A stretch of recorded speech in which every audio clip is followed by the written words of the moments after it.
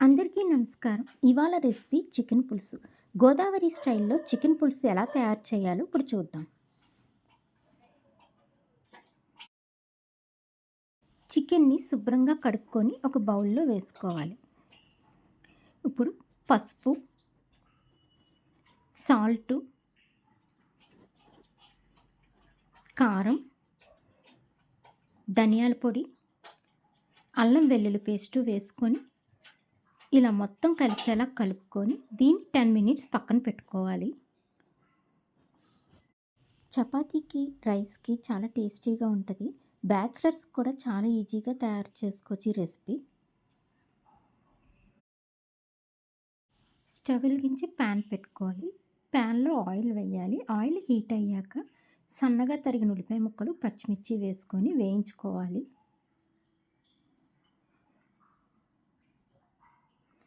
ఉల్లిపాయ ముక్కలు brown colour వచ్చే వరకు నెమ్మదిగా వేయించాలి. ఉల్లిపాయ ముక్కలు ఎంత బాగా వేగితే పులుసుకి అంత రుచి వస్తది. ఇలా ఉల్లిపాయ ముక్కలు వేగాక చికెన్ పీసెస్‌ని ఇందులో వేసుకొని ఒకసారి మొత్తం కలిసేలా కలుపుకొని ఇప్పుడు ఒక టమాటాని మిక్సీ చేసి పేస్ట్ చేసి ఈ కర్రీలో వేసుకోవాలి ఇలాగా. వేసుకొని ఒకసారి ఇలా కలిపి మూత పెట్టుకోవాలి.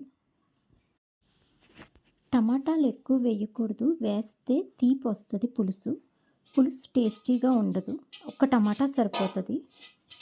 ఇప్పుడు 5 నిమిషాలు చికెన్ ఉడికాక ఒక హాఫ్ గ్లాస్ నీళ్లు వేసుకోవాలి. వేసుకొని దీన్ని ఒకసారి ఇలా కలిపి మూత పెట్టాలి. ఇప్పుడు చికెన్ ఇలాగా 10 నిమిషాలు ఉడకనివ్వాలి. ఈలోపు చింతపండు పులుసు రెడీ చేసుకొని ఇప్పుడు చింతపండు పులుపు తీసుకొని ఆ రసాన్ని ఈ చికెన్లో వేసుకొని ఒకసారి మొత్తం కలిసేలా కలుపుకొని కొత్తిమీర కూడా వేసుకోవాలి. ఇప్పుడు ఇది మూత పెట్టేసుకొని లో ఫ్లేమ్‌లోని 20 మినిట్స్ ఉడకనివ్వండి.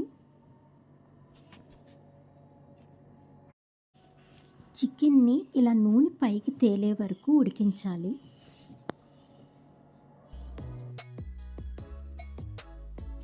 ఆయిల్ ఇలా పైకొస్తే పులుసు రెడీ అయినట్టే. ఇప్పుడు స్టవ్ కట్టేసుకోవాలి. ఇలా ఈజీగా చికెన్ పులుసు రెడీ అయిపోతది.